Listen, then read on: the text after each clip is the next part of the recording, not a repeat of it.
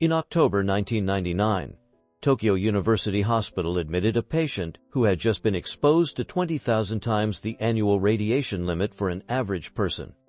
The patient was fully conscious, with no visible burns, only slight redness on his right hand, otherwise appearing completely normal.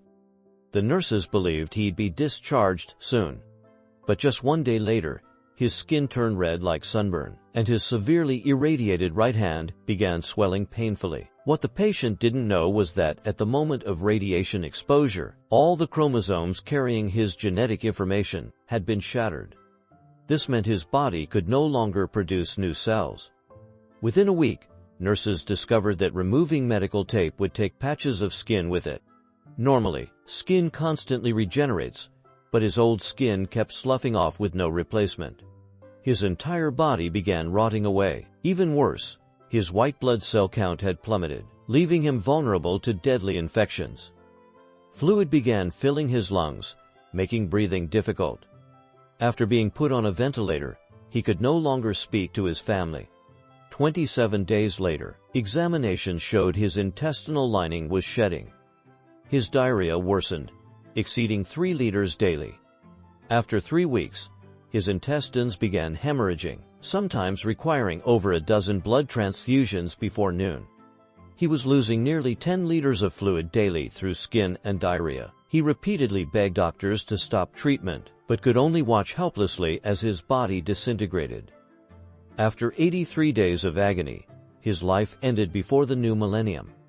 This patient, Hisashi Uchi, suffered from horrific acute radiation syndrome. You might wonder, what about slower developing radiation sickness? While less immediately severe, it still causes nervous system damage, blood disorders, immune system collapse, reproductive damage, and cancer. Any significant radiation exposure causes undeniable harm, only the degree varies. So how does radiation damage the body? Nuclear radiation means atomic nuclei emitting particles, mainly alpha, beta, and gamma rays. Their effects differ dramatically. Alpha particles are like arrows stopped by paper, but deadly if inhaled. Beta rays are like bullets, penetrating skin, causing burns, blocked by aluminum. Gamma rays are like sniper rounds, piercing buildings, requiring lead or concrete shielding. All three are ionizing radiation, destroying DNA and cellular structures through ionization, causing cell death or mutation. Radiation occurs when unstable atoms decay. Some elements, like radium, are naturally unstable. Others, like uranium-235, can be made unstable artificially through neutron bombardment, causing nuclear fission, splitting atoms while releasing energy and more neutrons, creating chain reactions. U-235 at 3 to 5% concentration makes reactor fuel, above 85%, atomic weapons. The neutron radiation from fission is exceptionally destructive. Auchus accident occurred when excess uranium in a precipitation tank reached critical mass, causing uncontrolled fission and lethal neutron exposure. Now to Chernobyl, history's worst nuclear battle. On April 26, 1986, Reactor 4 exploded, releasing 400 times Hiroshima's radiation. 28 firefighters first responded, facing radiation over 10,000 Röntgen, where 500 Röntgen means 50-50 survival chance. 108 rescuers were hospitalized with acute radiation sickness, skin cracking, bleeding bowels, hair falling out in clumps. 28 died within months, but they saved Reactor 3. The real nightmare was 1,200 tons of 3,000-degree molten core burning beneath the reactor. 15 hours post-explosion, radiation reached 600,000 times normal.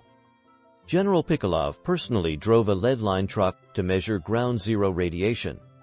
34 hours later, 43,000 residents evacuated within 3.5 hours. Radioactive iodine caused thyroid cancers, especially in children. Timely iodine pills could have prevented this, but Soviet distribution failed. Meanwhile, General Antashkin's pilots flew 3,000 sorties, dropping 5,000 tons of sand, boron, and lead to smother the reactor. Some flew 33 daily missions at lethal doses. The ultimate crisis came when molten core threatened to hit the basement's radioactive water, risking a steam explosion that would devastate 300 kilometers.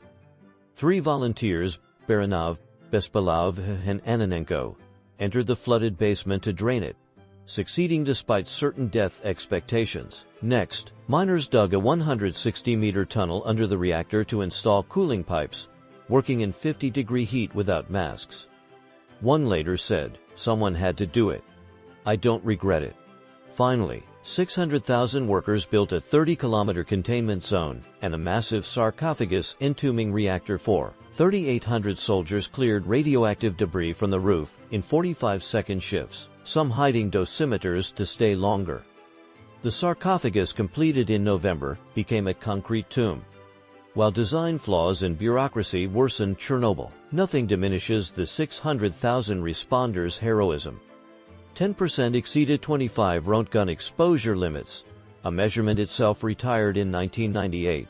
Like the Soviet Union they defended. In 2025, drones attacked Chernobyl's new containment, showing how this site of immense sacrifice remains a war pawn.